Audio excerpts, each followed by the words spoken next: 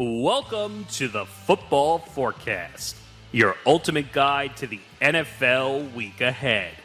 Get ready as we dive deep into the biggest matchups, analyze key player performances, and break down the strategies that could make or break your favorite team's chances. Whether you're looking to dominate your fantasy league, make smart picks and bets, or simply stay ahead of the game, we've got you covered with insights and predictions. So buckle up, football fans. It's time to get your game face on for another action-packed week in the NFL. While only one team can hoist the trophy at the end, it all starts with the forecast.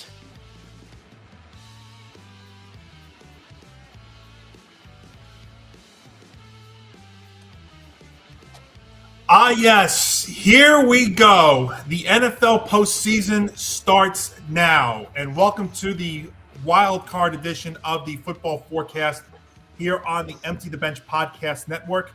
We got a full house here as we have a lot to dive into today, and a very special episode because this is one of the, I think maybe the first football forecast, not Super Bowl related, that we are doing live on our YouTube channel at youtube.com/ETB Network.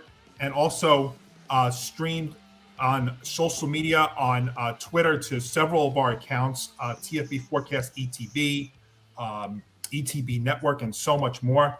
And speaking of which, you can watch all Empty the Bench Network programming at youtube.com/ETB Network.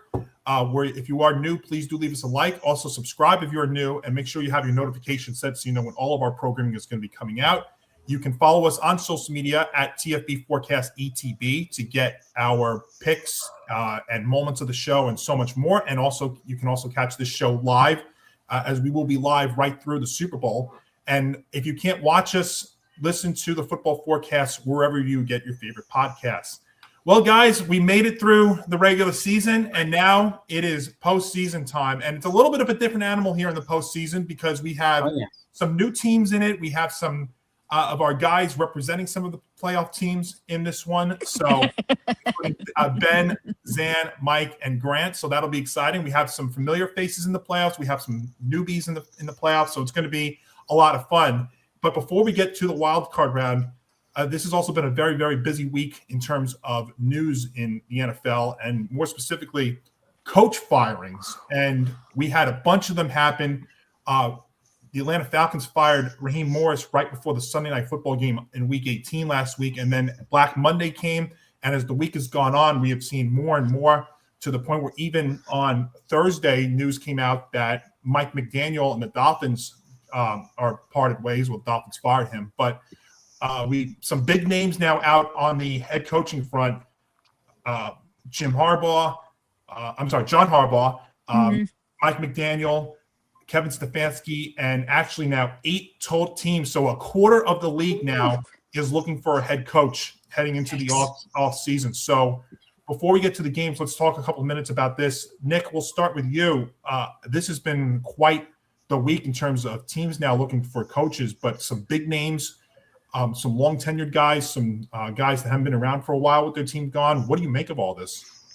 Yeah, it's been a wild NFL head coaching Black Monday.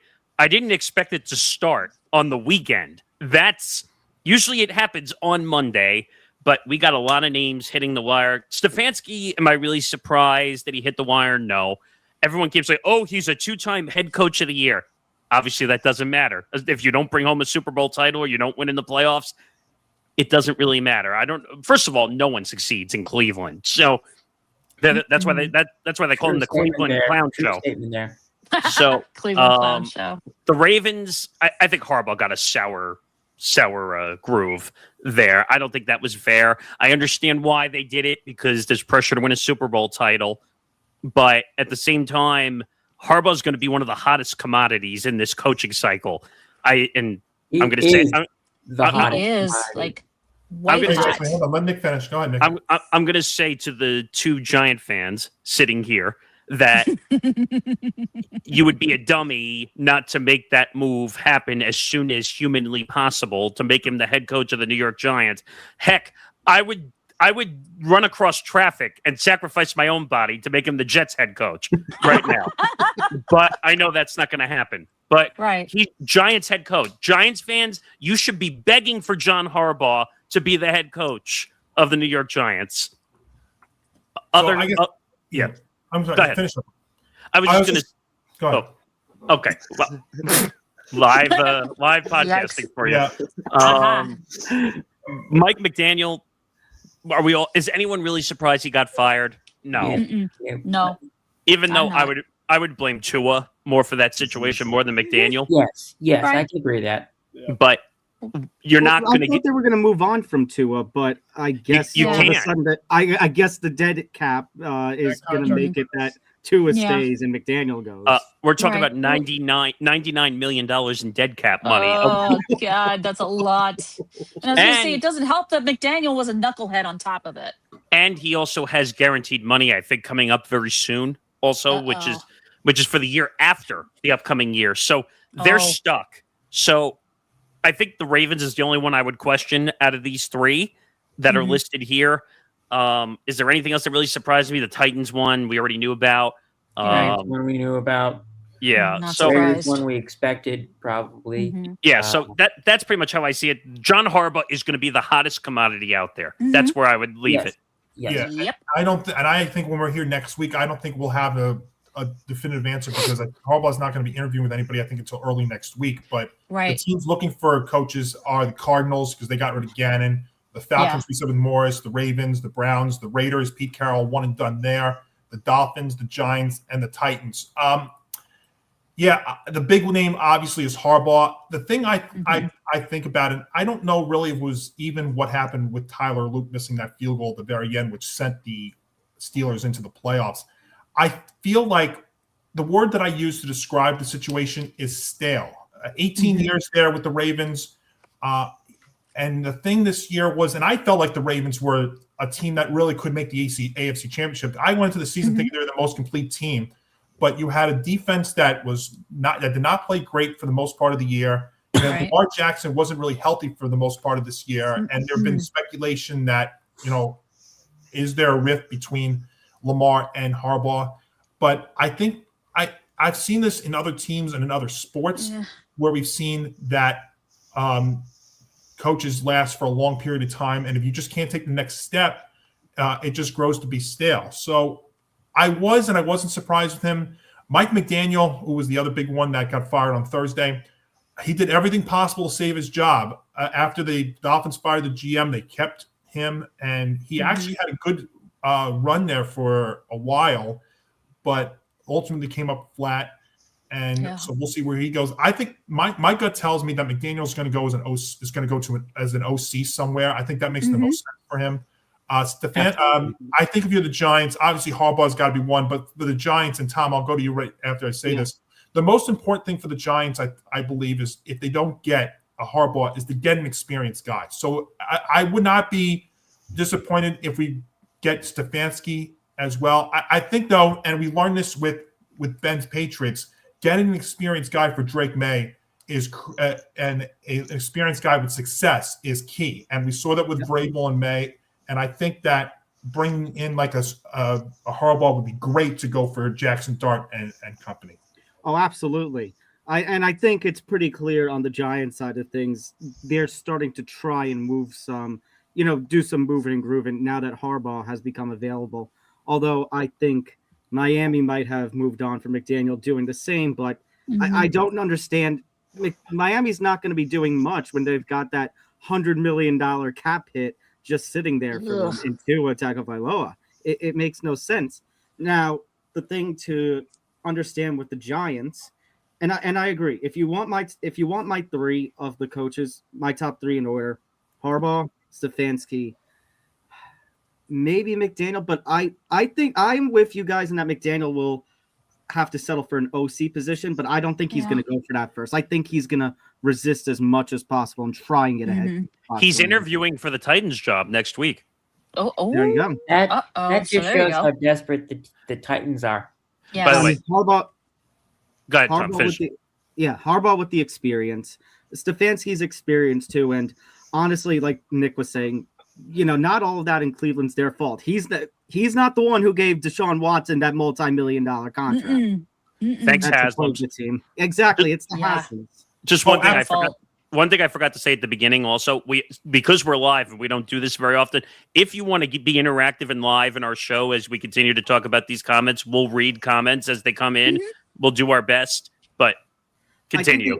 I'll try to wrap up quickly, but with the experienced coaches, I think the important thing for Giants brass, for Mara, Tish, for Shane, and for Giants fans, just because we're getting an experienced guy does not mean that our rebuild is going to move quicker and quicker. Because, we have the development of Dart, but obviously there are still some injury issues. There are some holes that have to be filled. And in the words of my man Woody Page, check the schedule, because the Giants' road schedule next year is awful for them. Ooh, yikes. So it's going to take multiple years for the Giants to get back. It's not going to be a one and change. Yeah.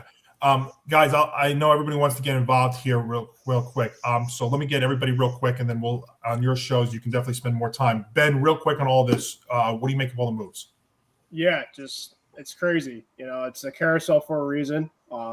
Thankfully I don't have to be in the same position for my team this offseason. Johnny and Tom, you guys got to feel how I felt last year, and I agree with you guys at least for sure. I think John Harbaugh could definitely be this year's Mike Vrabel when it comes to just the availability, because I don't know specifically why Harbaugh actually left. Like, they didn't really give the overall reason why specifically. But I do think, like you mentioned, Johnny, like, it kind of ran its course for 18 years. Like, they want kind of a new voice. The one name specifically that I definitely am looking at is Cliff Kingsbury. I know a lot of people specifically are very about him, but he did really well at Jaden Daniels a couple of years ago, and he is now on the move. So I'm very curious specifically about where he would go. McDaniel, I'm definitely kind of up and down in terms of what he wants to do. I think that there's definitely going to be head coaching opportunities out there. I definitely wouldn't rule out him with Cleveland to go with Shador. I think that definitely could be very fascinating, because McDaniel definitely is a very schemish type of offense, and I think Shador might be very efficient with something like that. And then Stefanski, apparently the Ravens were interviewing with Stefanski today, which I was very interested about that, especially for in division. But I think level of suitors out there. So really quickly, because I know obviously everybody else wants to go. If I had to rank in terms of preference wise, it's obviously Harbaugh's number one, Stefanski number two, and then 3 you could kind of go different routes. I wouldn't shock me if Pete Carroll gets another look for someone that's more contending. He's definitely a lot older, but you can kind of have a wild card in terms of who you want at 3. Right. Yep. Dan?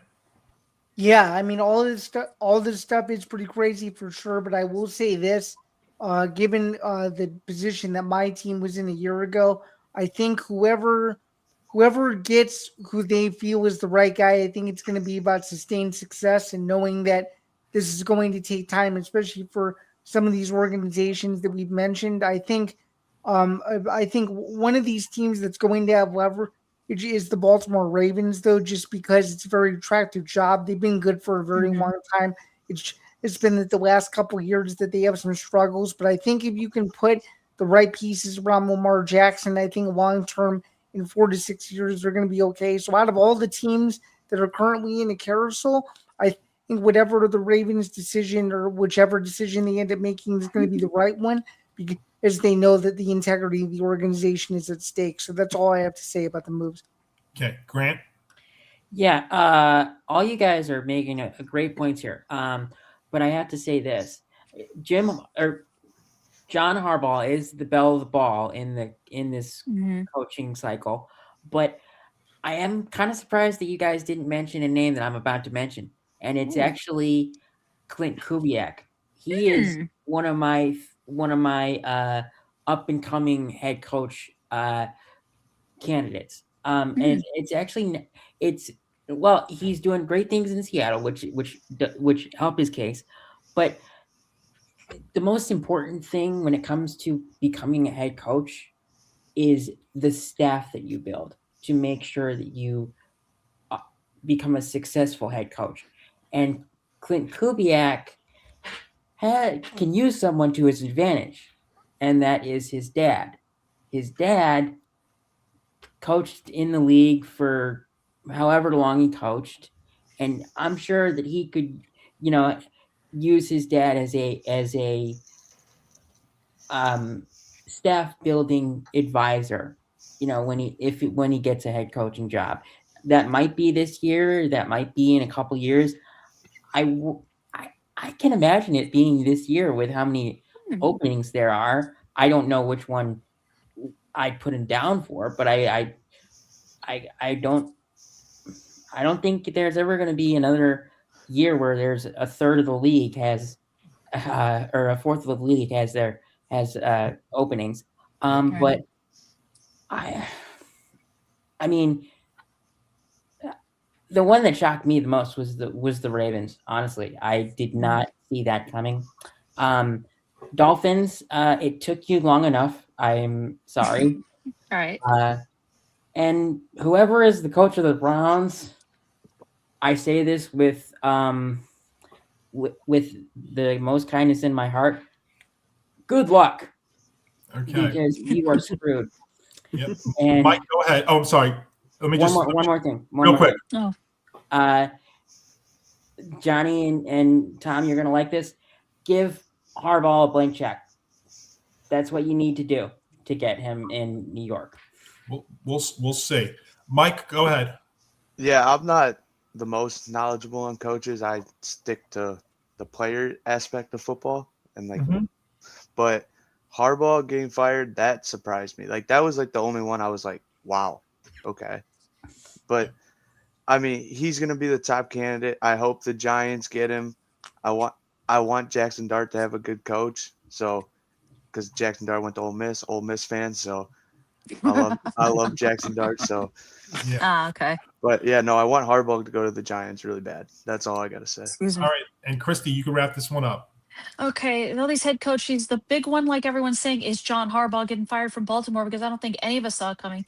If he goes to the Giants, that means trouble for my team in particular, because I'm sure John Harbaugh is going to whip up a game plan, and is going to kick our butts. But he could do that practically anywhere. So we'll definitely see what happens on the coaching front. Yeah, and it may not be over depending on the results of these wild card games. That's a nice little transition. So let's get to the games itself. And before we do, let me go over the standings from the regular season. So if you're just joining us for the first time, so we've been doing this all for the entire 272 game regular season. And Mike ended up our winner in the regular season. Mike went 140, 130 for 314 points. So congratulations, Michael. Christy ended up in second with 282. Nick Morganson, 278. Zan and I both had 276.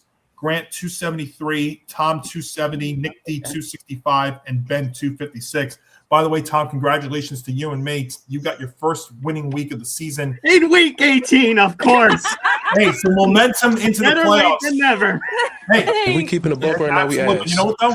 Maybe that'll be a little bit of momentum getting into the playoffs. But let's do this thing. So just like we did in the regular season. I didn't even know I jumped over Nick D and won until you told me. Well, there was a reason, but I won't get into it here. But nevertheless, so we will continue this tradition into the playoffs. Every game is lockable. So we'll see what we do, and we either can pick the spread or the total. That's been a new element this season, and I think it's been a nice little addition. So, you guys ready for the playoffs? Ready. Let's do it. All right, here we go, and we start Wild Card Weekend with a rematch of Week 13. Zan, it is in fact a Joe Davis, Greg Olson, Pam Oliver, Christina Pink special on Fox, as we've got Matt Stafford and the Rams taking on Bryce Young and the Panthers at Bank of America Stadium. And just like in Week 13, the Rams are 10.5-point favorites. Yeah, I think it's going to go a lot differently than the first time these two teams played. I think that I think the Rams have, I think the Panthers have kind of shown their true selves, at least the last couple weeks. And I think the Rams are a team on a mission. If you actually listen to my latest edition of Andrew's Breakdowns, I have the Rams winning the Super Bowl. So with that said, I like the Rams to cover this number on the road in advance in the playoffs against the Panthers team that I think is very young. They're going to grow in the offseason, but I think it's a little bit too early for them to shine on the big stage. So give me the Rams and give me the more experienced quarterback. Christy. Definitely, Zan got a point. I mean, the Rams, I mean, they're now my pick to go to the Super Bowl, and I think Matthew Stafford is the MVP. I'm going to go Rams negative 10.5. Nick. The number's high. And I know I say that a lot. In case you were tuning in for the first time, I think spreads are high when they're double digit. I like the Rams to win. I do. But I was going back and forth and saying, do I love the number? That you have to remember, the playoffs are a different animal in any sport you play. Just because they give you a high number, this would be a different game. And by the way, didn't they lose to the Panthers this season also? So yeah, I think so. That scares me a little bit too. And actually, I'm going to change this slightly. So I like the Rams to win, but I think the Panthers are going to cover. Okay. Okay. Yeah. So when we look at this matchup, it's tough because just like we saw, just like this matchup in Week 13, not many of us are giving the Panthers a chance. Mm-hmm. And I think this time, when you look at it, the reason why a lot of people aren't giving the Panthers a chance is because of their play since the first meeting. The Panthers, they backed into the playoffs. They're lacking some metrics in this game. And even when you look at the Rams, I mean, I know they lost consecutive games before recovering last week, but the Rams are also only 5-4 this season on the road. But I think the only way I can see the Panthers keeping this one is if we have if lightning does strike twice, meaning that if Matt Stafford throws a pick six or the Panthers hit some big fourth down plays. Ooh. But I just don't see that happening. I know the Rams defense has declined a little bit, but I don't see Bryce Young being able to throw deep against this defense. I just don't see Stafford and Sean McVay having another Carolina clunker. So I will lay the 10.5 once again with the Rams. Yes, and that is true. Devontae Adams is back for the Rams. Great point there. And we look your comments on YouTube or on Twitter as well. Bears fans will love this one. They added this too. That's right. Yeah, that's Green Bay. Yes. I know what that means. And we'll get to that game next, so stay tuned. Ben? Yeah, so I just want to shout out Tom with the playoff scenarios because I was not on the last couple. And the reason why I'm saying it is because the Panthers got in last week, even though that they lost, which I think pretty much kind of tells everything you need to know about the NFC South. That's it. However, the Rams, obviously, I think everybody's very high on them, including myself. And they obviously they beat the Cardinals last week. I mean, that's really not, kind of surprising. But they did lose to Atlanta a couple weeks ago, and that definitely was kind of a game that kind of worried me. But they're still playing really, really well. The thing about Devontae Adams, and of course the comment was really, really important, is how is he going to be? Because I think the Rams really rely a lot on Devontae and deservedly so. Obviously, one of the game. The Rams I just think are the much better team. The 10.5 I think is a little too much for my liking, so I'm actually going to go with the Panthers to cover the number. I'm going to go the route with Nick. I was thinking about the Panthers, the Rams actually fully cover the 10.5, but I think the Panthers is a very tough team at home. And I think specifically that's kind of the reason why. I don't think they're the better team, but I think they're going to keep it close enough where that 10.5 specifically, for me, I think I feel comfortable about it because the Panthers somehow pull it out. I still have the points there. So I'm going to take the Rams, but Panthers come. Tom. And you said the point I was going to make, Ben. You were talking about the state of the NFC South. The thing is, the Rams killed Well, here's the thing. The Rams killed the Buccaneers. They killed the Saints earlier this season. But the last few weeks where they've played NFC South teams, the Panthers and the Falcons, they just completely gave in on themselves. Yeah. It was unbelievable to the point where, kind of mentioned it last week on our Week 18 show, where not just for seeding, but for momentum, McVay was right. He needed to play his starters to get some momentum against a very weak Cardinals team. True. So I look at that number. That number is scaring me, especially because the Panthers had such strong momentum in the second half of the season. Now, it definitely faltered. They put up a hell of a first half against the Seahawks, but then that collapsed. And then they collapsed in a game where all they needed to do was win against the Buccaneers. They couldn't do that, and they had to hope for the Falcons to beat the Saints on Sunday just to get into the playoffs. The Rams should be the much better team, but we have seen a couple of times, like the games I've said of late, where They just haven't been able to do it. And by the way, if you want a little bit of history, teams who have a losing record going into the postseason on a full regular season since the 2010 Seahawks were the first to do it. 2-2 in the first round. 2010 Seahawks won their wild card round game. The 2014 Panthers won their wild card game. That was a year before they went 15-1 in the season, went to the Super Bowl. The last two teams to do it, though, the two teams in the 2020s lost in the wild card round. Here's what I think.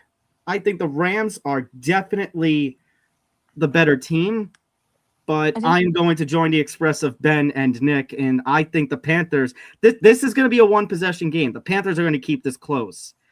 It's up to the Rams to Panthers are the crazy upset.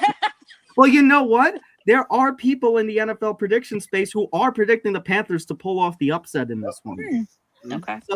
So my point is, this is one of those Johnny, Nick, and Zad, the log timers know. This is one of those picks where I tell the team, prove me wrong.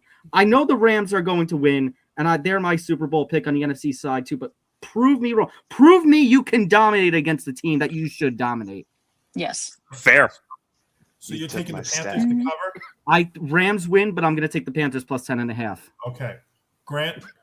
Yeah, I mean, I am gonna join majority of the group here with the Rams winning, but the Panthers covering, because I mean, to put into perspective, now last time the Rams, I'm pretty sure were missing some people, and I'm not sure, but I want to say that one of those people was Devontae Adams the last time the Panthers played. Yes. Okay, so having him out helped them out with the Panthers win. When the Panthers and Rams played last time, the Panthers won 31-28. So that should just tell you that this is going to be a much closer game than this 10.5 point spread. So I do believe that the Rams will win because they have Devontae Adams, and he is, even though he is a 32-year-old, declining wide receiver, he is still Devontae Adams, and he can do miraculous things. So I'm going to take the Rams to win, but the Panthers to cover here. And Mike? Yeah, Tom took my stat, but I have another one. So teams there's been 4 teams with a losing point differential in the playoffs, and they've all won the first round. Wow. Ooh. Panthers have a losing point differential, so I think the Rams win. I said this in the first show. What was it? The hot takes. Yeah, the NFC preview show. The preview show. Yeah, the preview show. I said the Rams, if Stafford's healthy, they win the Super Bowl, which I still do think that. Don't get me wrong, but my Bears are now in the playoffs, so I think my Bears are going to win. But anyways, but I think the Panthers have a really, really good shot here. But Devontae Adams is back. They got their touchdowns now. I mean, he led the NFL in receiving touchdowns, right? He was up there, like top 3. Top 3 for sure. Yeah. But I'm actually staying away from the spread here. I'm going to go over. Okay. Big I'm going to go over surprise. here. Yeah. Yep. All right. So he's going to go over. He's got 27-20 Panthers. Well, that hits over. That's over. That's all you need. That's all I need. Must listen to our shows, definitely. Absolutely. So it's a true split decision amongst all of us here there at Bank of America Stadium. All right, Mike, I ended with you there, and I'll start with you here. It is, in fact, one more time this season, an Al Michaels, Kirk Herbstreit, Kaylee Hartung special on Amazon Prime Video. The NFL's oldest rivalry meets for just the 3rd time in the playoffs. Jordan Love's Packers against Caleb Williams and yours and Zan's and Grant's Bears. And yes, the 2nd straight game where the road team is the favorite. Packers laying 1.5 points. Yeah. So the Bears versus Packers, game 3. Most important one of the season. Iceman does the job. comes out, wins with Rome back. Kyler back. Gordon's coming back. We're healthy. Nick, you know what I'm doing. Get it ready. Yes, Bears plus 1.5 lock of the week. Yeah. Bears come out at Soldier. I could have told you that from a mile away. Yeah, Bears come out at Soldier, beat the Packers again at Soldier. We have another home game. Okay. So I think Bears win easy. Zan. Yeah, this is obviously, I think, the best game of the entire first round. And I'm not just saying it because of the team I support. It's simply because you have literally the oldest rivalry in the NFL on a headline stage in the postseason, which is something that's very rare. And given that these two teams split earlier this season, I think there's going to be a lot of bad blood and a lot of stakes here. But something tells me, though, that the Bears are going to continue their theme where they're just simply never out of a game. And I actually think the Bears are going to have to come from behind and win this game. I do see the Bears covering the number and winning outright. And I wasn't going to go as far as to go for the lock of the week, so I won't do that. But I will take the Bears to just do enough to win the game and advance to the divisional round. Give me the Bears to win 17-10 over the Packers. Oh, and a lower score. Whoa. Okay. Whoa. Grant. Yeah. Okay. Not only do I agree with both of the guys that went before me, but this is very important because I know a couple of Packers fans, and one of them is my old football coach. Well, actually, I should say because Michael was also coached by him, and he just will always give me, crap about being a Bears fan, and I rightfully so give him crap about being a Packer fan. But last time the Packers played, he texts me, at like halftime, how am I feeling? Because the Bears are down, 10-0 or whatever the score was at that point, and I put my phone away. I'm like, I'm not talking to you right now because there's no point to talk to you because they're gonna come back and they could win. So they did sadly lose. But that is not happening this time because we are gonna get back our nickel corner and one of our most important pass catchers. In fact, the most important. So I am gonna copy Michael and make the Bears my lock of the week. So is that a fan pick or an analyst pick, Grant? Fan pick. I'm gonna say Be honest. Pick. Okay. Christy, go ahead. Excuse me. I mean, I hate the Packers with a passion. I do. And I don't think they have enough to win. So I'm going to make this quick before I start coughing again. Bears plus 1.5. All right. Nick? Yeah, this is not going to be a surprise. I'm the complete opposite. I just have I have no faith. Excuse me. I have no faith in the Bears in this matchup. The last two matchups tell you that they were going in a little bit cold going into the playoffs. Mm-hmm. First of all, playoff experience. Right there alone tells you the difference between Jordan Love and Caleb Williams. Caleb Williams has been having some issues when it comes to the clutch and some of the decision making down the stretch in a lot of games, which has been a problem. Also, I think the Packers have more weapons, whether it's offensively or defensively in this matchup. True. That is not true. We do have someone who's in the comments pointing out certain hold on. things. There you go. Well, let Nick go. Wait, let Nick make his pick. Okay. So I don't know. The experience factor is what's pushing me towards the Packers because what experience does Caleb have? Caleb in clutch moments has come up smaller than mini me. Yes, there's a Stephen A reference for you. Mini me. But until I see Caleb come up in a clutch moment, I can't pick the Bears in the playoffs right now. So I am taking the Packers to cover in this match. What was that guy's comment? Let me just read Okay, it. they have now thrown like 4 or 5 comments out. All right, better run game, better receivers, better tight ends, better secondary. Bears are better every group except D line. What exactly do the I Packers disagree. do? I Well, disagree. the one thing I'll the say. Pack- So the Packers, the 4-game losing streak that the Packers are on, I get that, but remember, Jordan Love is returning after he suffered a concussion in Week 16, and the Packers are on their way to winning that game if he doesn't get concussed. Correct. Christian Watson is back, and if he doesn't get hurt in Denver, I think the Packers win that game. Zach Tom, their best offensive lineman, is back, and as great as the Bears' defense is when it comes to takeaways, it gives up a lot of yards and a lot of points. What's the weather situation there too in Green Bay and in Chicago? Are they calling? It's gonna be cold. It's gonna be really cold. Snowing. Okay. Snowing. Snow. So I do like the under as a play, but this is a very tough decision.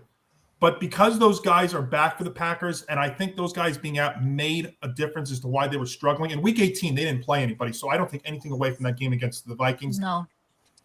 And I thought I was getting them as a dog here, so I think this is a little telling too that they're actually a slight favorite. I'm also going to take the money. Well, it'd be good if I right. was paying attention on my own juice, not looking at the chat. Well, I did say under. I was trending. You're being called nuts in the comments, Nick. So Yes, you are. I'm gonna take the money. That's Ben? not going to be the first or the last time. There we go. I got a quick question to my Bears fans. I have 2 things. I have the good news and I have the bad news. What do you want to hear first? Bad news. Bad news first. Bad news. If I had to choose a game to pick, I'm picking the Packers. What's the good news? I am not picking the Packers as my team in this. I'm going with a total of an over/under, and I'm picking the over in this game. Oh. Listen, I think both That teams works. specifically have the Packers specifically cannot stop without Micah Parsons. It's been clear. Their defense specifically Yes. did up a ton when it comes to passing, a lot of explosive plays, and that's obviously the reason why Caleb Williams did the passing to Moore in the last matchup was a massive explosive play. The Bears give up a lot of yards too. A lot of their games that they have won, they've won by high-scoring games. So specifically when I'm looking at this type of game, no matter what the weather's going to be, I like points here as the over, no matter what, because both teams have their own deficiencies. So I'm taking the over. Tom. what's up? I was just going to say, because there's comments going to say, seriously, we need to address this. How are we saying Caleb isn't clutch? Look at some of the moments in some of the games down the stretch. The defense is what's winning you guys games right now, currently. He has Not- 6 game I winning can drive. admit that. I think it's 50-50. He's had moments where he's been clutch, and 6 there's game moments where winning he hasn't. drives. I'm just gonna say that. Okay. I think he has been a little bit more clutch than I think he does deserve a little bit of credit for Yeah. He's also back. cost At the end of the some day, games. even in that He's week goofed 16 up. Hold on, let me finish. Even in that Week 16 game with when Watson got hurt, he still had to lead them back, and he did the job. It doesn't matter what happened. That was just he did the job. So it has to be fair. Now you can also say Week 18 too against a team that had nothing to play for, but he's had his moments, so you have to be fair about that. All right, Tom, go ahead. I'm sorry. Okay. And he actually, it's going to be 9 degrees with 30-mile-per-hour wind gusts. Oh, it's playoff football. That is playoff football. It is a snow game. And by the way, this line, I believe, actually flipped because earlier in the week, I believe the Bears were the favorites. Yes. No. This line opened at 1.5. This line has not moved at all week. It hasn't. Okay, there was another. I think in another sports book, the Bears were the favorite originally. Possible. Yeah. So I mean, that just goes to show you the back and forth nature of this game because, yeah, obviously Jordan Love has the experience factor. The problem is, I just don't think the Packers, regardless of the quarterback situation, the injury, I just don't think the Packers have done enough of impressing in terms of actually making an impact within the last few weeks of the season, the last month of the season or so. I feel like the Bears have done a better job with that. What concerns me, because I was going to go with the over-under play like Ben. What is concerning to me is this weather. I think that you saw a fantastic game back and forth the last time these two teams played. I just don't know about that when you've got 30-mile-per-hour winds, 9 degrees snow chill, 30 to 40-mile-per-hour winds, snow coming into the area. Let me see. This is the recent report that I have. A rain-snow mix is expected to begin on Saturday before switching entirely to snow after 3 p.m. Central Standard Time. It's going to get ugly. It's going to be ugly. It's going to get ugly and messy at the same What do you time. have, Tom? So I'm not going to go with a team here. I'm going to avoid this conflict. But then I have a song for you.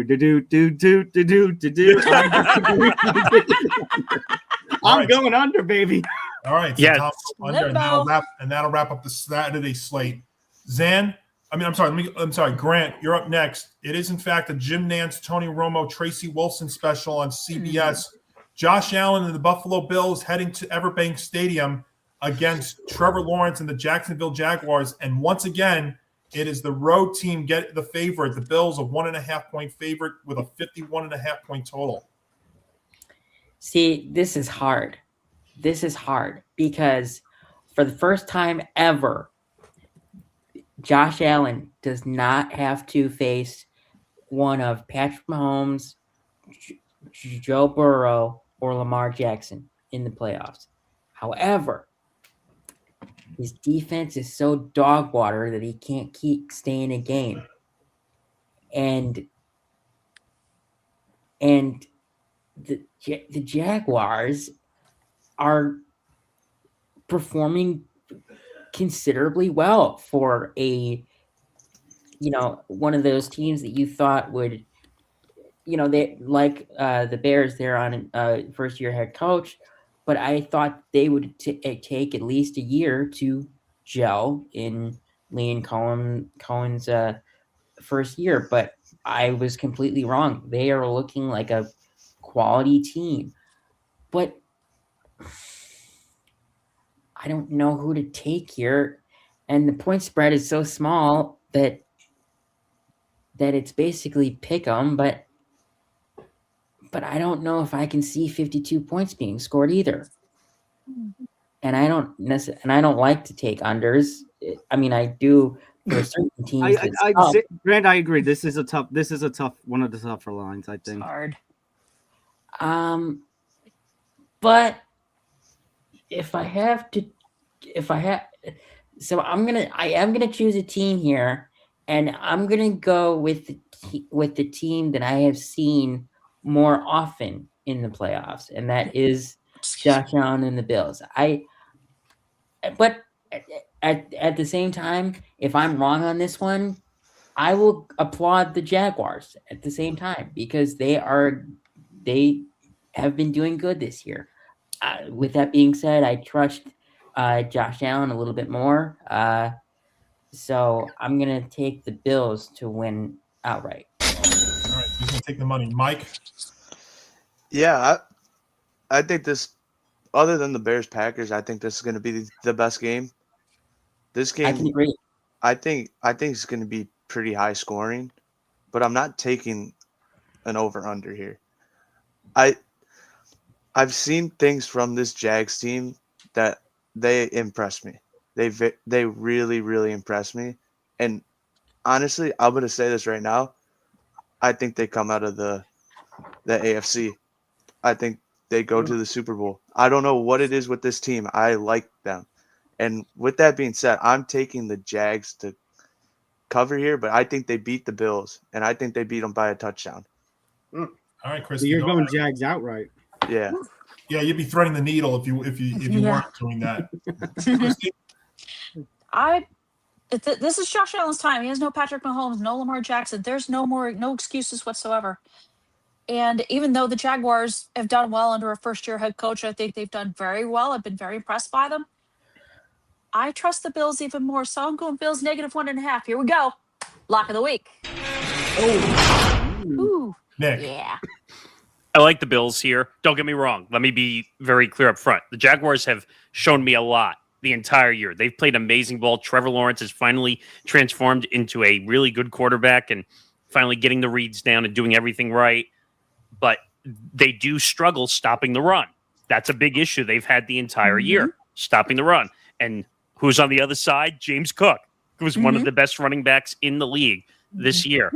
and I think James Cook is going to put on a masterclass clinic against the Jaguars. And I think it's going to be a close game. But I think the Bills, just on the Josh Allen experience, pull this out, and they cover. Mike, what did you say about totals? You didn't feel comfortable taking one? I know you. You're just put it up. Oh, yeah, put it up. Put up the graphic, Nick. Wait, which one? The big one. Which one? Yeah, which version? Oh, the big one. Exactly that one. Yes. This game is absolutely going to get loose. I mean, how does it not? Weather's not going to be a factor. I mean, it's supposed to be sunny. It's supposed to be in the 60s there in Jacksonville. No snow. Both teams have great offenses. They have weaknesses on defense. Somebody's going to at least get the 30 for this game for sure. But when I look at this, the Bills have the defense to stop Trevor Lawrence and Trevor Lawrence's attack through the air. But if the Jags discover their run game like it did, if they rediscover like they had earlier in the season, that's where the Bills will run into a problem. And I know that the Jags have been solid, especially against the run, but the Bills still do have Josh Allen, and he can still wreak havoc over any team. And with basically a week off because he played like one snap or one series last week, so he had time to rest that foot injury.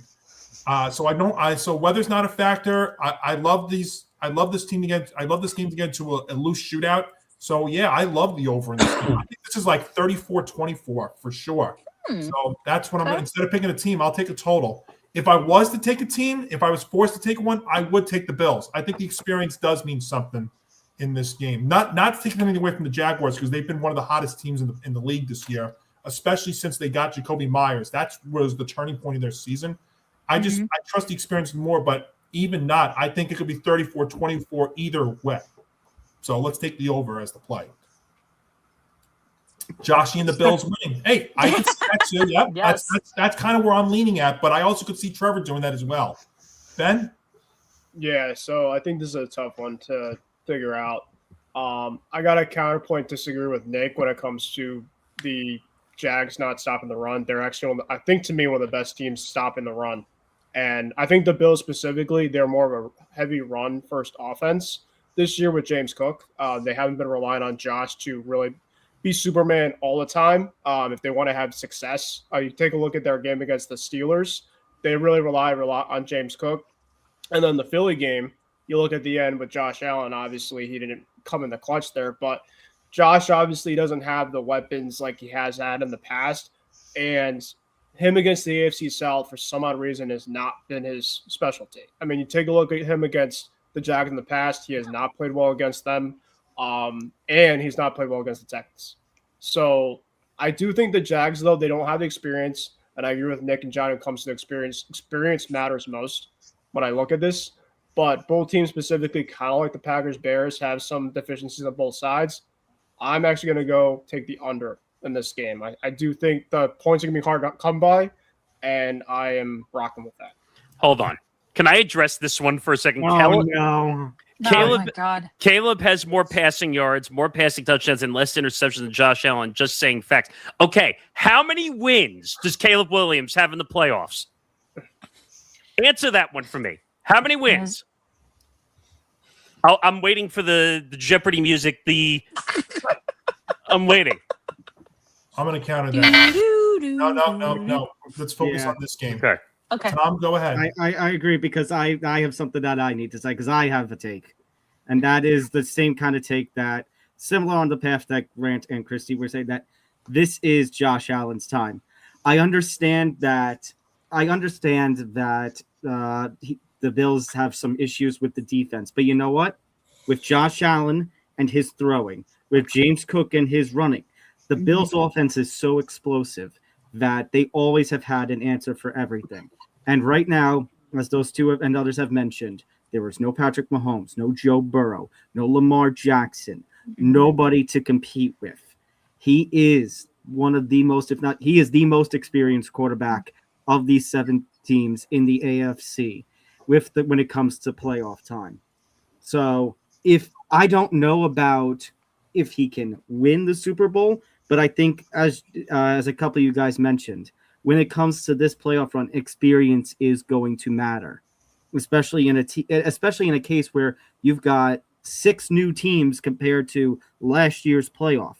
Mhm. Experience is going to matter quite a bit.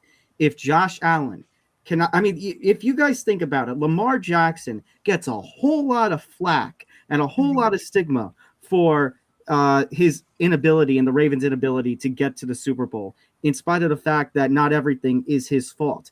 If all that flack is going to go to Lamar Jackson, if Josh Allen gets eliminated in the first round of the divisional, that same flack should go to him too. I'm sorry. Mhm. And that it's just going to be a matter of fact that people will do that, even if Josh Allen has a hell of a game, because it'll be a matter of you can't win the big one. So I know the Jaguars have been a hell of a team. They've had a hell of a run.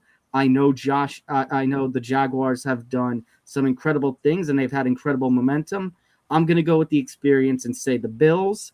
I'm not willing to make this my lock, though. There is another game that is on my mind. Okay. Ah, So you're okay. taking what's your play? Take the money. All right. And Zan, go ahead. Yeah, I mean, this is as simple as playoff experience. Which quarterback do I trust more?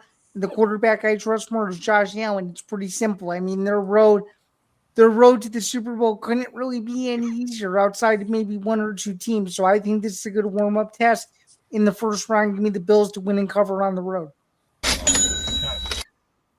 Nick, it is in fact the Kevin Burkhardt, Tom Brady, Aaron Andrews, Tom Rinaldi special on Fox, a 2022 NFC Championship game rematch between Brock Purdy and the 49ers and Jalen Hurts and the defending Super Bowl champion Eagles at Lincoln Financial Field, and the Eagles are 6-point favorites. I don't know. I'm worried about both teams just because of injury fronts and all that stuff going on. The Niners. Now, I heard Trent Williams is going to play. It looks like he's going to go, but it looks like Pearsall is going to be out, which is a massive injury for them.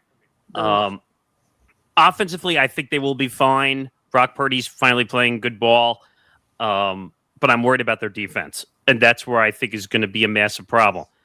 But the Eagles have scared me too. Jalen Hurts hasn't been playing great as of late, and their offense has been a little bit questionable. So I struggled kind of picking through this matchup slightly, but I think the Eagles will win, but I think the Niners are going to cover. I think it's going to be a close game because I think they're going to play neck and neck. I don't know how much defense is going to be played in this game, but I think it's going to be neck and neck. I think the Eagles win, but the Niners cover. So Ricky Pearsall and Trent Williams are both questionable for Sunday. Williams was practicing on Friday for the second day. And I'm sorry, Pearsall was not seen practicing on Friday. So take that all in. Nick, I think this is actually the toughest game of the 6 to pick because there's reasons to back the 49ers, Brock Purdy, better coaching, and that their opponent hasn't been all that convincing at times this season.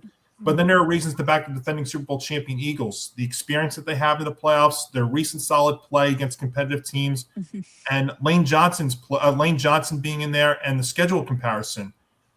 That all being said, though, I'm going under 40. I'm going with the under in this game more than a team, and there's a couple of reasons why I love the under more. Saquon Barkley being back there after resting in Week 18. And I think the 49ers offense, we saw it struggle against the Seahawks defense. I think it's going to struggle against the Eagles defense, which is better than the Seahawks. So I do like the under more than picking a team. Ben? Yeah, I agree with you, Johnny. This is a very tough game because the Niners have been the walking mooted, but they've been the very good walking mooted all season, which I give them a lot of credit for because there's not a lot of teams that can do what they've been doing without Fred Warner and Nick Bosa. And Brock Purdy's been played well. I mean, I know obviously he didn't play well against Seattle. The Eagles though are such a weird team because you don't really know what type of team you're going to get with them. However, they have been playing better the last couple games. I do like momentum coming in. And the biggest thing I look at this is when I look at these two teams, home field advantage. And that is Philly. They play well at home. 6 points. I like 6 points here. I'm going to take Philly here to cover. Okay. Tom? I'll wait for Ben's cash register. Okay, there you go. By the way, Ben, I would like to claim some of the trademark infringement from last week, stealing the name I gave the 49ers last week and just changing it on your own. The Walking Dead of the NFL. Walking Dead. The 49ers really are the Walking Dead of the NFL. No matter what you throw at them, this team just constantly delivers. But you know what? Johnny, you mentioned a Saquon Barkley. I'd like to counter you with a Christian McCaffrey, who's probably going to give a very hard time to the Eagles defense. Yeah.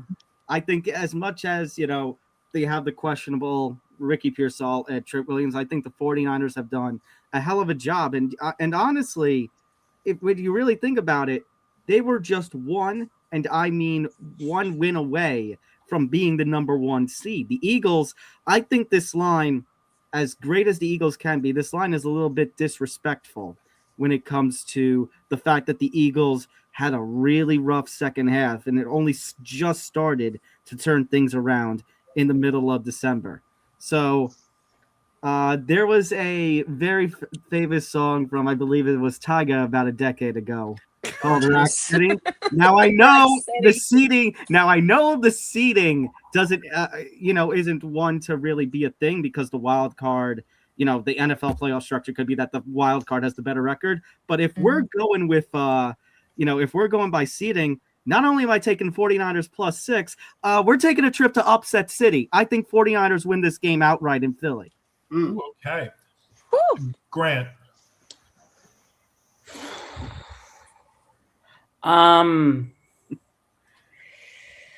Man. Oh, God. Do you want me to skip you and come back to you? No, it's fine. It's I just don't know who to pick because both these teams could be a high school. You really don't know which team you're going to get with each of these teams every week. And I don't know if I can see the Eagles winning by a touchdown or the 49ers winning by a touchdown. I mean, for example, I hate to use this as an example because I'm just dipping into my fandom here. But, 3 weeks ago or whatever, the Bears and 49ers played each other and it was a 38-42 game, which honestly came one play away from being a Grant, you're going off topic. Sorry. That's all right. I know where you're coming at with that, but what does that happen with this game? What transpires? I know it's a tough one. But both these games could be a high scoring game or a low scoring game. And I'm gonna go with over because I don't know if I can trust either the Eagles or the 49ers to win by 6. I got you. Okay. Mike, go ahead. Yeah, I mean, I think I've said this a lot. With the 49ers, it all depends on how Brock Purdy plays because, like, the Eagles, their run game could be very suspicious. Like, their run-stopping game, like, McCaffrey could go for, like, 153 touchdowns on the ground against them. But then same thing, Saquon could do the same thing against the 49ers. So it's like, you don't know what you're going to get. I don't take unders, and I think this game is going to be like a field goal type game. Like, it's going to come down to a last-second field goal.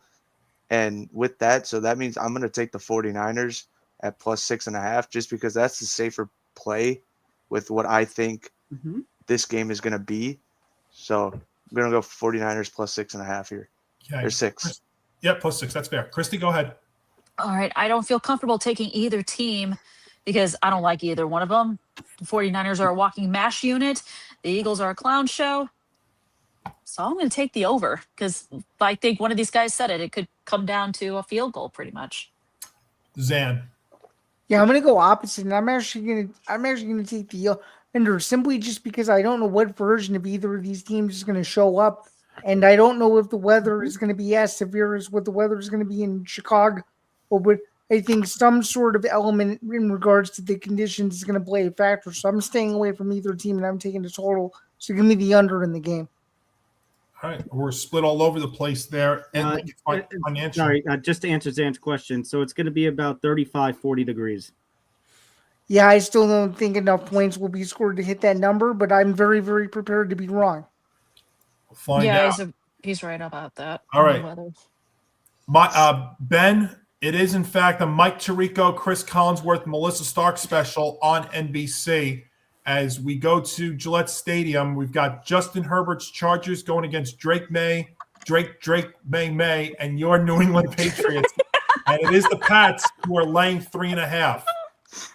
Drake, May. There you go. Okay.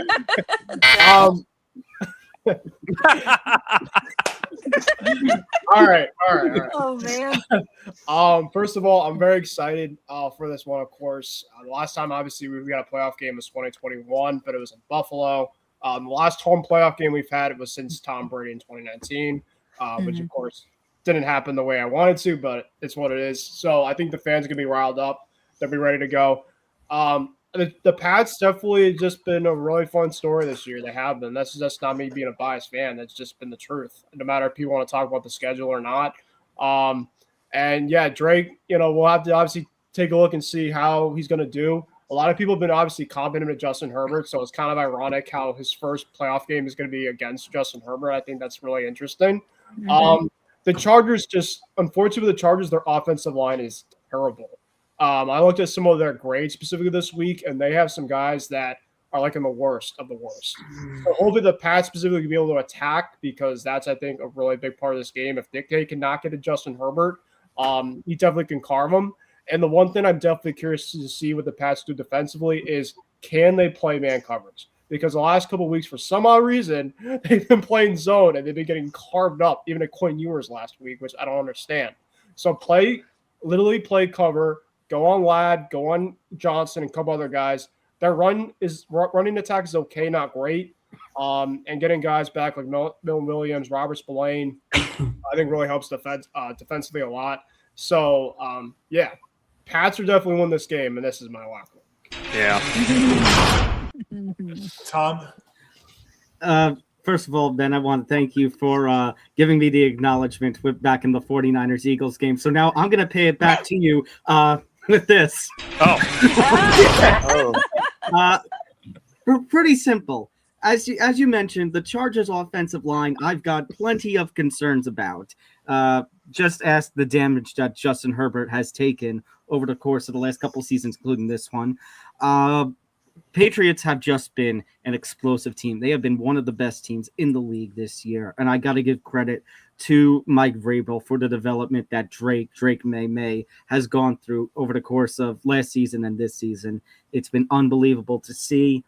You were mentioning, Ben, about the concerns about man versus man play with the defense and how they've been getting carved up. Yeah, I don't see that with this game. When they play a team like the Broncos or the Bills, yeah, I could definitely see that becoming an issue. I don't really see that becoming an issue against the LA Chargers. Not saying the LA Chargers are a bad team, but they just don't have the juice compared to what we've seen with the Patriots this year. The Patriots, it's not an anti-Chargers pick. It's a pro-Pats pick. Zan? Yeah, before I get into my analysis, let's make this one really simple. Patriots lock of the week first. And 2 more points before we move on. Number 2, the Patriots are my AFC representative in the Super Bowl, so I got to ride with them until they lose. Jeez. And number 3, I have, besides maybe the team that I root for, I have never seen at least a greater story in the NFL this season than this New England team. I got to give a credit and testament to Nick Morganson. It was week 4 or week 5 where we were sitting on ETB Sports, and when I both started thinking in our heads, wow, New England might be a team that's a Super Bowl sleeper. And look where they are. They're hosting a playoff game against a Chargers team that's a little bit shaky. You cannot ask for a better scenario right now, and especially Ben sitting over there who's a Patriots fan. If I was a dire Patriots fan, I would be over the moon too. So give me the Patriots to win cover, and as we just alluded to, it's my lock of the week. Zen, just don't make me emotional, man.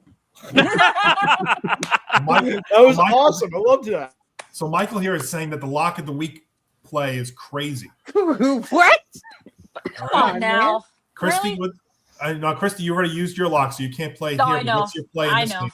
But I mean, look, the Patriots, since Mike Vrabel has been the coach, you can clearly see how this team has just evolved and gotten better, especially Drake May as the quarterback.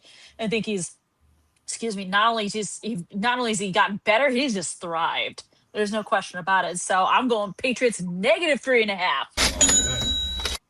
Mike? Yeah, I like the Patriots here. I really do. I think they're gonna win, but I think it's gonna come down to a field goal. But I think there's gonna be a lot of points here. Like I have a feeling Justin Herbert's gonna throw away from Christian Gonzalez, so I don't know who else is at corner for the Patriots. Okay, but whoever Christian Gonzalez is guarding, they're not getting the ball. He's going to the other side, and I have a feeling that could really help him. And who's the Chargers tight end? What's his name? The rookie. Gaskin. Gaskin's been playing crazy. He's been good all year. So I'm gonna go over 45.5, but I do think the Patriots win this game. But I'm just not confident with that 0.5. Fair. Got you. Grant. Yeah, I mean, everyone here made some great points. I will say this, Michael, in the comment section, I don't think the lock of the week is crazy for whoever you're referring to. I think he's referring to us with the Pats. Right. I'm sorry, that's not crazy. It's reasonable. I mean, you look at what the Pats have done, and also I have to say I am a little sad for Charger fans because you got Jim Harbaugh, a couple years ago.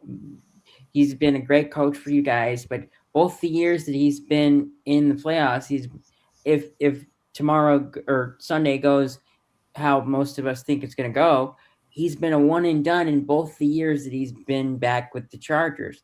And I'm sorry to say this, but I am one of those people that is going to think that he's another one and done this year because the Pats and Drake May have just been they're lethal. I'm sorry I can't believe that I'm saying this, but the Patriots could be back in the Super Bowl after just 1 year of a terrible coach, which I really wish took longer. I'm sorry, Ben, but to say that, but I mean, you go from Bill Belichick to Mike Vrabel. I'm sorry. Right. So it's a world of difference. Yeah. I'm taking the Pats. Okay. Oh, that's right. Because you already took a lock. Sorry. Go ahead, Nick. I like the Patriots. Even the Jets fan here likes the Patriots. Not, but well, on top of it, I like the Patriots too. I mean, the Patriots are the obviously better team in this matchup. No one's talking about the Justin Herbert injury. No one's factoring that in whatsoever with his broken hand. And like people are going to say, "Oh, he'll be fine. He'll wear a glove." How is Aaron? I've said he's taken damage because of a terrible offensive line. No, I agree. But I'm just saying, look at all the factors in the game we're going to talk about after this. But look at how Aaron Rodgers was affected by the non-throwing hand and how it's affecting him. I think of Herbert the same way. It's been affecting him. And he can't escape the pocket either. And it's harder for him to embrace when he's getting sacked also. So that's another factor that he's going to have to be quicker out of the pocket. So, yeah, I like the Patriots. I think the Chargers are also a disappointment again for the umpteenth year in a row that I've counted the Chargers. Everyone says they're going to be a good team. Patriots lock of the week. Well, the reason why that people that's not being brought up about the Charger offensive line is because the Pats ranked 22nd in the league in defense and sacks. So that would be your one concern is can the Pats take advantage of that Achilles heel, the Chargers? I don't think they will. But the Pats have the advantage in that they know how to play in conditions like this, unlike the Chargers. Yep. And I mean, Justin Herbert is the more seasoned guy, but this is only his third career postseason start. So while Drake May is prone to mistakes in what is his first postseason start, he's been shown to have great. I mean, he's shown great poise this year, which is what's made him an MVP contender. And I know that the Chargers defense ranks in the top in units in the league. I'm not high on the Chargers offense though in this game. So just like in the past, Patriots win a home playoff game, and lock of the week, Patriots. Wait, does that mean now that all of us are going to be cursed because Johnny took it as a lock of the week? Well, Nick, if we lose, I can blame it on you. Not on Johnny. Oh, man. Well, to be fair, if it makes you feel a little bit better, the person that won the most weeks of anybody this season was me. I won 5. Oh, I'm not denying that. Not denying that. No, what this also feels like, though, and the reason why it's a little nerve-wracking, this does feel like it could come down to a Borgalis field goal at the end, and it's a 3-point game. Fair. Pretty much. But I'm not high in the Charter offense, but we'll see. It should be a great one there to close out the week. And at least Nick D is taking the Chargers plus 3.5, so it's not an entire clean sweep. And Mike didn't touch a team, so it does prevent that from being a total sweep. Well, Pat's by 3. That's still a win. That's fine. Pat's money line means they only need to win by 3. That's good. It's fair. Just so you guys know, me and Michael actually know Michael. Oh, okay. Oh, okay. Yeah. Okay. Whenever he bets on a team, they lose. So. Okay. Very interesting. All right, Tom. The last game of Wild Card Weekend is a Joe Buck, Troy Aikman, Lisa Salters, Laura Rutledge special on ESPN and ABC. As we've got the Houston Texans not playing at a Saturday 4:30 game. It's a Monday nighter for the Texans. They go to Aquashore Stadium against Aaron Rodgers and the Steelers, and it is the Texans once again, the road team favored. They're 3-point favorites. RELAX. Thank you. Thank you for beating me to that because I know you knew I was going to do it, Nick. This is going to be a great game when it comes to the defensive units because Steelers have a great defense, but and Johnny will be happy with me for saying this. If there's one team who is a dangerous team in the AFC, maybe even in this whole NFL playoff picture, it is the Houston Texans. The way that this team has performed in a very quiet fashion has been something. That's the perfect word to describe them as quiet. You are 100% right. Quiet and dangerous. And usually, what do they say? The quiet ones are always the most dangerous. Yes. And when you look at it, yeah, I know the offense definitely has taken strides backwards from CJ Stroud's rookie campaign. But I got to give credit where credit is due, and that when you've got that kind of defense, Kenneth Gainwell's had a breakout season for the Pittsburgh. Aaron Rodgers. The year. What happened? He made the catch of the year a couple of weeks ago. I cannot believe he made that kind of catch. I was insane. Well, actually, it was the catch of the year and probably the touchdown of the year for Aaron Rodgers. Well, that was going to be. Well, my point was going to be that Aaron Rodgers, credit where it's due. Incredible comeback season. They managed to, get the 10th win that Mike Tomlin, it's not going to be a 9-8. It's not going to be a 500. It's a 10th win and a playoff spot.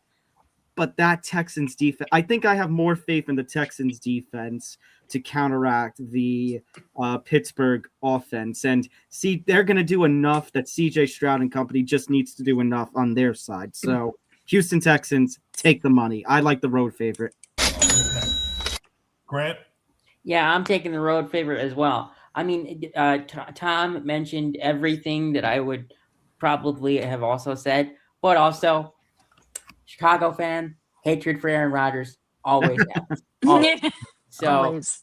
and honestly, for the rest of you guys on the show, there's a total argument for if anyone wants to take an under. I mean, both defenses are great, so I could totally see under 38.5 points being scored too. But I'm going to take the Texans. I was tempted to. I don't know. CJ, with the kind of quarterback CJ Stroud and Aaron Rodgers are, that line's a little too, a little too low. Mike? Yeah, the Texans defense is, like you guys said it all. Their defense is crazy, and I like the AFC South teams this year. I don't know what's with me, but I like the Texans to win here. I will say my Aaron Rodgers hatred is obviously there, but he did give me some points later in the season, so I do thank him there. But but the It all depends on how the Texans' offense is, because we know the defense is going to stop the Steelers. It's just whether or not they can score points. So I think they can. I think they can win by more than 3 points here. So I'm going to take the Texans money line. Or money. Take the money. Yeah, that thing. Yeah. I got you. Christy? I mean, both teams definitely, like Tom said, I mean, quiet and dangerous. That's who the Texans are. Quiet yet dangerous. So I'm going to go Texans. Take the money. Zan? Yeah, I'm gonna go opposite of you guys that we so far. For those who made picks, I actually really like the Steelers here, and the biggest reason for it is simply this. I just think this Houston Texans team on the road plays a little bit differently, and I think Rodgers wants to keep the momentum going, knowing that this is more than likely his last year. And this is no slight at the Steelers, but the Steelers really did get a gift for the Ravens missing that field goal this past week, and I think Pittsburgh is going to take advantage of it for at least another week going into the divisional rounds. So give me the Steelers to win outright. All right. Nick? All right, ETB Sports Symmetry going on here. I like the Steelers too. And I'll say 2 words, DK Metcalf, which no one has mentioned yet. DK Metcalf being back from the 2-game suspension, massive factor. I know I've said this, and Johnny, you could back me up. I've given a ton of respect to the Texans defense for the second half of the season. But I think DK Metcalf is a massive factor. The Steelers offense looked lost the past couple of weeks without Metcalf because they didn't have that standalone weapon out there for Aaron to throw to. And I want to be clear about something else. The Steelers and Aaron Rodgers were not the reason they lost the game. I mean, that they were going to lose the game against the Ravens. It was just fundamentally they kind of cracked down the stretch. And obviously if it wasn't for that missed kick, then we'd be talking about a reverse scenario if Mike Tomlin's still a coach. But I think the Steelers are going to come out. I think the offense is going to play decently with Metcalf back. I think the karma is there now that they got the opportunity to advance. And I don't know what to expect from CJ Stroud. It's a little bit up and down a little bit. So I like the Steelers. Ben, I got to tell you, I was thinking of you because for a while there, it looked like we were going to have a Patriot-Texan first-round matchup, and I think that would have been a nightmare for you guys. So I'm glad you got out of that. You got a much more favorable matchup with the Chargers, in my opinion, than the Texans. Zan and Nick, you guys are making great points. I absolutely could see going that way. And Nick, if you didn't bring it up, I was going to bring it up next. DK Metcalf, that definitely helps the Steelers' offense. But my thing is I just still think, though, that the Texans have more players who can win the individual matchups. So see, this would have been a lock choice for me because you guys know how high I am in the Texans, but I feel like this actually can be a 3-point game. I think this is almost going to be like last week, and I think Fairbairn might go down there and kick one at the very end. So I couldn't touch a lock where I would push at, but I'm still riding high on the Texans here to win this game. Barely. I think it's going to be close. I think it's going to be low scoring, but their momentum is for real. I think last week you don't take anything out of last week. I mean, if anything, the fact they actually put up a lot of points actually is a little bit scary.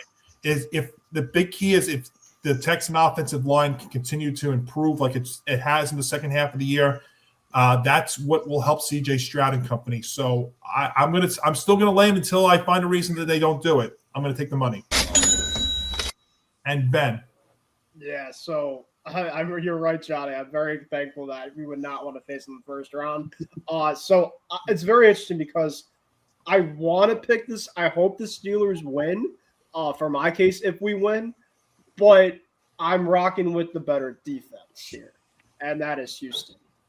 Do I love it? No. I think Nick, like mentioned about DK Metcalf, that's massive. However, I do think, yes, DK is obviously back, but the Texans have Derek Stingley Jr. who could be able to counterpoint that too. So I think that's massive. If they didn't have that, I do think there obviously is a little bit more to worry about. The Aaron Rodgers, 40 whatever years old, against that Texans front really worries me. I don't know specifically he's going to be able to run a lot against a team like this. And I definitely think, the Texans have 2 guys on the outside with Will Anderson and Daniel Hunter that could really just wreck the game by itself. I mean, you look at what they did against the Bills earlier on this season. They essentially just wrecked the whole entire time. And, CJ basically had to just play minimal football at best. And they found a way. So I'm gonna go Texans here. It's only 3 points. Do I love it? No. Do I hope they win? No. But I'll pick them. Do I want them to win? No. But you know what, though? You're putting your biases aside and making the right play. So that'll be it. And that puts a wrap on the wild card round edition of the football forecast. So let's give you a couple of programming notes here as we wrap up the show this week. Debut show. Well, first off, let's talk about these guys. Gridiron Gurus, Ben, Grant, Michael coming aboard on Sunday, 11:30 a.m. Eastern start time. So they'll go over the Saturday games, get you ready for the Sunday with any last-minute breaking news. Maybe there'll be another coaching move that's made between now and then. We'll find out. So stay tuned for the guys there. Also, what's debuting this on Saturday, tomorrow night, 10 Eastern, 7 Pacific, the ETB Lounge. This will be the Saturday edition with Nick DiMartino as he opens the doors starting tomorrow at 10 p.m. So you have Callan on Monday nights and you have Nick D on Saturday nights. And, this worked out well, so let's do it again. The divisional round edition, the divisional playoffs edition of the football forecast. Again, we'll do it live again next Friday, 6 p.m. Eastern. So we'll get you ready for one of the best weekends of the football calendar. So that'll happen there. So, of course, check us out on our YouTube channel, youtube.com/ETB Network, where we continue to grow there. You can get all of our podcasts as well. And you can also follow us at TFB Forecast ETB across social media. All right, guys, enjoy the weekend. This is going to be an epic one. We've obviously have 2 college football days, which happened on Thursday, and one happening in about a few minutes, and then 3 straight days of wild card football. Yes. By the way, I just want to say 126 people watching live concurrently on this platform, which means we are going to come back and do it live for the rest of the playoffs because it has been working. And thank you for everybody who's been commenting. Yeah, thank you all. Yes, thank you, everybody. We appreciate it. Even if we don't agree with you, we do exactly. By the way, this is a free and open platform. You can comment. You can say you hate us. I don't care. We won't agree, but you can say whatever you want. It won't be the first time I've heard hate or crazy comments from this. Hey, this isn't the first time we've had a flame war involved in the middle of the show. Flame war. All right, let's get out of here. All right. Yes. So that'll do it for the show. You want to close it out? Absolutely. Yeah. So for everybody here at the ETB Network, I'm Johnny Montalbano. Go enjoy your football weekend, everybody, and we'll catch you live again next week. Yeah, everybody. Have a good one.